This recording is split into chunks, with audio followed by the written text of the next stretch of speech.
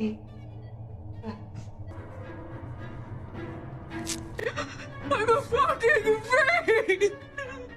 तो दोस्तों, आज मैं एक एंथोलॉजी मूवी को एक्सप्लेन करने वाला हूँ। अब जिन लोगों को एंथोलॉजी मूवी के बारे में नहीं पता है, तो ये ऐसी मूवी होती है जिसमें एक से ज़्यादा कहानियाँ होती है। हमारे बॉलीवुड में भी एंथोलॉजी मूवी बन चुकी है, जैसे कि डरना मना है और डरना ज़रूरी है। तो आइए अब मूवी को शुरू करते हैं। इस मूवी का नाम है नाइटमेयर सिनेमा और ये मूवी 2018 में रिलीज़ हुई थी। तो क्या कोई हमारे भयानक नाइटमेयर को खुलकर हमारे सामने रख सकता है? और हमारे नाइटमेयर अगर सच हो जाए तो किस हद तक जा सकते हैं? क्या नाइटमेयर से हम बच सकते हैं? ये हमें आज की कहानी में पता चलेगा। इस मूवी की पहली स्टोरी में ये बताया जाता है कि नाइटमेयर सिनेमा नाम के एक सिनेमा हॉल में समंता नाम की एक लड़की फिल्म देखने के लिए आती है। उस हॉल में कोई भी नहीं था और कोई अनजान शक्ति समंता को चेयर पर बैठा देती है और फिल्म अपने आप शुरू हो जाती है। अब इस फिल्म में खुद समंता ही मौजूद थी, जहाँ पर वो खून से लथपथ एक सीरियल किलर वॉल्टर से बचकर भाग रही थी। तभी उसे जॉनसन मिलता है और वो जॉनसन को उस सीरियल किलर के बारे में बताती है। अब रात तक वे दोनों जंगल से निकलकर रोड पर आ जाते हैं, जहाँ पर उनको एक पुलिस की कार दिखाई जाती है।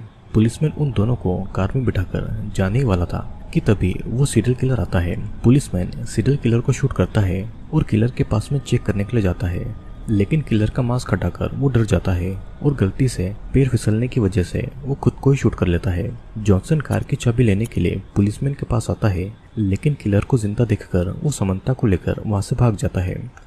वे दोनों एक केबिन में आते हैं, जहां पर उनका एक फ्रेंड माइक था। उस किलर ने उनके बाकी दोस्तों को भी मार डाला था और अचानक वही किलर उनके केबिन के सामने आता है और माइक को मार डालता है। समंता को एक बेसमेंट का डोर मिलता है, जिसके अंदर उसे किलर के द्वारा मारी गई दूसरी डेड बॉडीज दिखती है।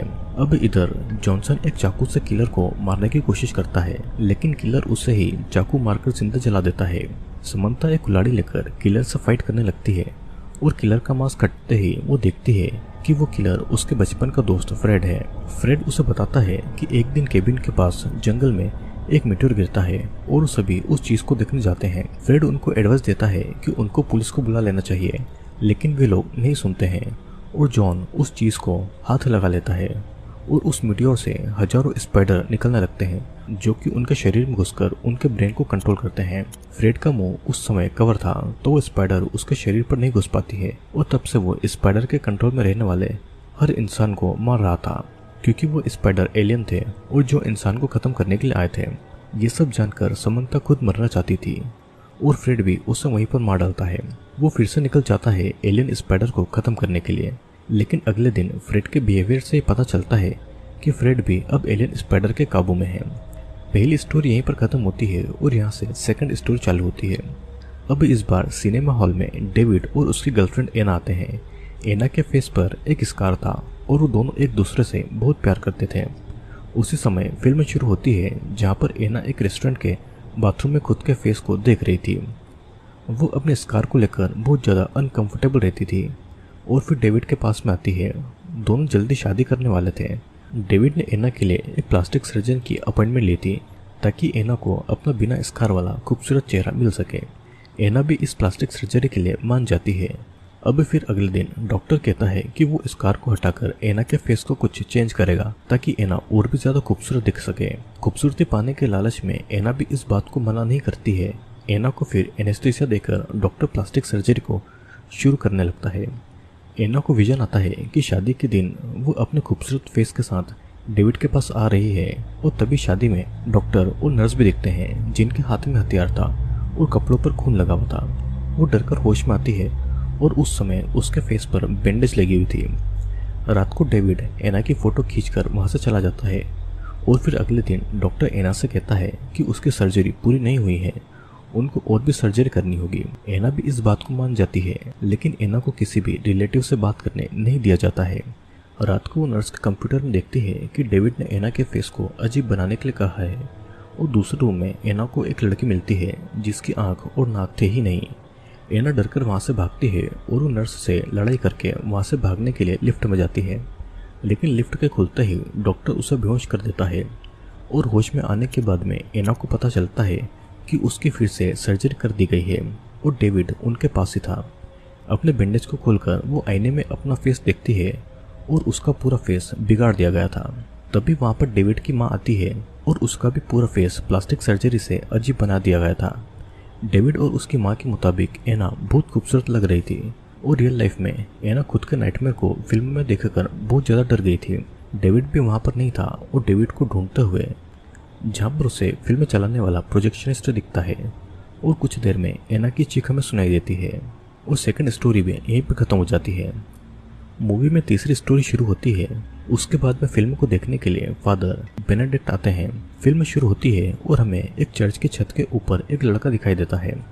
फादर उसे नीचे आने के लिए कहता है, लेकिन वो लड़का पागलों की तरह हंस रहा था। सिस्टर पेस्टिशा उस लड़के के पास आती है, लेकिन वो उसकी मदद नहीं कर पाती है और वो नीचे गिर जाता है। फिर सिंडी नाम की एक औरत अपनी बेटी डेनी को संभालती है और सभी बच्चे उस बच्चे की मौत से डर गए थे। रात को जब सिंडी काम कर रही थी तो दीवार पर लगा हुआ क्रॉस अपने आप दीवार से गिर जाता है और बाहर से कुछ अजीब अजीब आवाज़ सुनाई देती है। तो चेक करने जाती है और अचानक कोई अनजान शक्ति उसके पास से गुजरती है। अब एक दूसरे रूम में फादर बेनेडिक्ट और सिस्टर पेस्टिशा इंटीमेट हो रहे थे, लेकिन कुछ अजीब आवाज़ सुनकर वे दोनों भी रुक जाते हैं। सिस्टर उस मरे हुए बच्चे के बारे में सोचकर बहुत ज़्यादा परेशान थी और फादर उसे कंफर्ट करता है। अब अगले दिन डेनी अकेली बैठी हुई थी और कुछ लड़कियां वहां पर आकर उससे बुली करने लगती है। डेनी एक लड़की को मारती है और वो लड़की दूर जाकर गिर जाती है, जिससे कि उसकी जुबान कटकर निकल गई थी। सिस्टर आकर उसे संभालती है और तभी वो लड़की डेनी के पीछे एक डेमन को देखती है और वो डर के चिल्लाने लगती है। सिस्टर को किताबों से उस डेमन के बारे में पता चलता है और उस डेमन का नाम मैगट था, जो कि लस्ट के लिए सजा देता था। वो बच्चों की सोल को कलेक्ट करने के लिए आया था। वो इस डेमन के बारे में फादर को भी बताती है। उसी समय डेमन के द्वारा पजेस्ट किया गया बच्चा फादर के पास आकर कहता है कि उसे पता है कि उसने क्या पाप किए हैं। फादर किसी तरह मंत्रों से उस डेमन को उस लड़के की बॉडी से बाहर निकालते हैं और फादर और सिस्टर बाकी बच्चों के ऊपर भी एक्सोर्सिज्म करने लगते हैं। तभी सिंडी वहां पर आकर डेनी को अपने साथ में ले जाती है और सिस्टर को रियलाइज होता है कि पजेस्ड डेनी नहीं बल्कि सिंडी है। डेनी को भी अपनी माँ की ये बात पता चल जाती है और वो डर के गॉड से प्रे करने लगती है। तभी डेमन डेनी को फोर्स करके बेड पर सुला देता है और सिंडी की बॉडी में मौजूद डेमन बाकी बच्चों को कंट्रोल कर लेता है। फादर और सिस्टर उस रूम में आकर सभी पजेस्ड बच्चों को देखते हैं और डेनी के मुंह से खून निकल रहा था। फादर और सिस्टर डर कर वहाँ से भागते हैं, लेकिन बच्चे हथियार लेकर वहाँ भी उनका पीछा करते हैं। तब सिस्टर और फादर भी हथियार लेकर उन बच्चों से लड़ने लगते हैं। सिंडी छत की तरफ जाती है और सिस्टर उसके पीछे पीछे आती है और इधर सभी पजेस्ड बच्चे मिलकर फादर को ही मार डालते हैं और पजेस्ड सिंडी सिस्टर को पकड़कर छत से जंप कर देती है, लेकिन सिस्टर किसी तरह वहाँ से बच जाती है। पर सिंडी के मरने के बाद में डेमन सिस्टर की बॉडी को पजेस कर लेता है। अब असल जिंदगी में ये फिल्म देखकर फादर बेनेडिक्ट शॉक्ड हो जाते हैं और अचानक वही प्रोजेक्शनिस्ट आकर फादर बेनेडिक्ट को मार डालता है और इसी के साथ में तीसरी कहानी भी खत्म होती है। मूवी की फोर्थ स्टोरी शुरू होती है और इस बार हेलन नाम की एक औरत फिल्म देखने के लिए जाती है। फिल्म शुरू होती है और हेलन अपने बच्चों के साथ में एक डॉक्टर के पास आई थी। वो थोड़ा लेट थी तो रिसेप्शनिस्ट उसे थोड़ा वेट करने को कहती है, लेकिन उसके बच्चे इस बात से खुश नहीं थे क्योंकि वे लोग पहले ही बहुत समय से वेट कर रहे थे। हेलन फिर से रिसेप्शनिस्ट के पास जाती है, लेकिन इस बार रिसेप्शनिस्ट की पूरी बॉडी पर कीचड़ लगा हुआ था। हेलन किसी और दिन आने वाली थी, लेकिन रिसेप्शनिस्ट उसे रुकने को कहती है और फिर हेलन डॉक्टर के पास जाकर अपनी प्रॉब्लम बताती है कि वो भूतों को हेलुसिनेट करती है। उसकी आंखों के सामने ही वहाँ की जगह बदल जाती है और लोग भी बदल जाते हैं। डॉक्टर उससे पूछता है कि उसे सुसाइड करने का मन होता है, लेकिन वो कुछ बोल पाती उससे पहले ही डॉक्टर उसे अगले दिन आने के लिए कह देता है। वो जब बाहर आती है तो वो जगह पूरी तरह अबेंडन बन चुकी थी और उस रिसेप्शन एरिया में उसके बच्चे भी नहीं थे। लिफ्ट के पास उसे रिसेप्शनिस्ट मिलती है जो कि अब एक डेमन बन चुकी थी और वो कहती है कि उसने किसी बच्चे को नहीं देखा है। फिर हेलन बाथरूम के पास आती है जो कि बहुत ही गंदा था और वो काम कर रहे एक आदमी से अपने बच्चे के बारे में पूछती है। वो गन दिखाकर उसे धमकी भी देती है, लेकिन वो आदमी उसे इग्नोर करके वहाँ से चला जाता है और एक टेलीफोन से हेलन अपने हस्बैंड को कॉल लगाती है और उसका हस्बैंड उसके साथ में रिश्ता खत्म कर लेता है। हेलन अपने हस्बैंड से कहती है कि उनको बच्चों के बारे में सोचना चाहिए और तभी उसका हस्बैंड कहता है कि उनका तो कोई बच्चा है ही नहीं। वो खुद को शूट करने वाली थी, लेकिन किसी की आवाज़ से वो रुक जाती है। वो देखती है कि उसके बच्चे डॉक्टर से बातें कर रहे हैं, लेकिन हेलन अभी भी उन्हें अपना मान रही थी। डॉक्टर कहता है कि हेलन सुसाइड करके ही इसी लाइफ से आज़ाद हो सकती है और वो अब कभी भी ठीक नहीं हो सकती है। वो अंदर आकर देखती है तो बच्चे और डॉक्टर दोनों डेमन में बदल चुके थे। वो डॉक्टर को शूट करके बच्चों को लेकर घर चली जाती है। असल जिंदगी में भी हेलन के पास में एक गन थी और तभी हम सिनेमा हॉल के अंदर एक गन शॉट को सुन पाते हैं। और इसी के साथ में मूवी की 4th स्टोरी भी खत्म होती है। मूवी में 5th स्टोरी शुरू होती है और इस बार राइली नाम का एक बच्चा फिल्म देखने के लिए आता है। फिल्म शुरू होती है और वो दिखाते हैं कि राइली पियानो बजा रहा था और उसके पेरेंट्स उसे फंक्शन से लेने आए थे। अचानक जेनकिन नाम का एक आदमी उनके कार में घुसकर राइली को गन पॉइंट पर ले लेता है और सभी कार से बाहर आते हैं और जेनकिन राइली के पेरेंट को मार डालता है। राइली भी भागने की कोशिश करता है लेकिन जेनकिन उसे पीट कर शूट कर देता है। डॉक्टर किसी तरह राइली को बचा लेते हैं और होश में आने के बाद में वो अपनी माँ को देखता है और अगले दिन वो डॉक्टर से अपने पेरेंट के बारे में पूछता है। डॉक्टर उसकी बात को इग्नोर करके उसे रेस्ट करने को कहता है और रात को राइली अपने बेड के पास एक आदमी को देखता है जिसके फेस पर बहुत सारी सिलाई के निशान थे। वो आदमी रूम के बाहर जाता है और राइली उसके पीछे पीछे जाता है। तभी एक नर्स आकर उसे रूम में लेकर जाती है। नर्स से कहती है कि फेस पर सिलाई वाला वो आदमी मर चुका है और अगले दिन राइली की माँ उसे फिर से मिलने के लिए आती है। वो कहती है कि वो राइली के पास हमेशा रहेगी लेकिन वो बस राइली का एक सपना था। फिर राइली को एक अलग रूम में लेकर जाया जाता है और रास्ते में वो बहुत सारी आत्माओं को देखता है और उसे कुछ समझ नहीं आ रहा था कि क्या हो रहा है। रात को जब राइली सो रहा था तो जेनकिन उसके रूम में आता है लेकिन नर्स उसे वहाँ से निकाल देती है। राइली उठकर रूम से बाहर जाता है और वहाँ भी उसे आत्माएं दिखाई देती है। फिर एक केसी नाम की लड़की उसके पास में आकर कहती है कि उससे भी मरे हुए लोग दिखाई देते हैं। वो जब कुछ समय के लिए मर गई थी तो डॉक्टर ने उसे किसी तरह जिंदा रखा था। राइली भी कुछ समय के लिए मर गया था, मतलब कि वो जिंदगी और मौत के बीच में फंसा हुआ था और इसीलिए उसे भी अब आत्माएं दिखाई देती है। वो उसे कहती है कि राइली की माँ उसके पास में जो बार बार आ रही है वो कोई अच्छी बात नहीं है। अगली सुबह फिर से राइली की माँ उसके पास आती है और राइली अपनी माँ को समझाता है कि वो मर चुकी है और उसकी माँ उसे सो जाने को कहती है ताकि वो सब एक साथ रह पाए।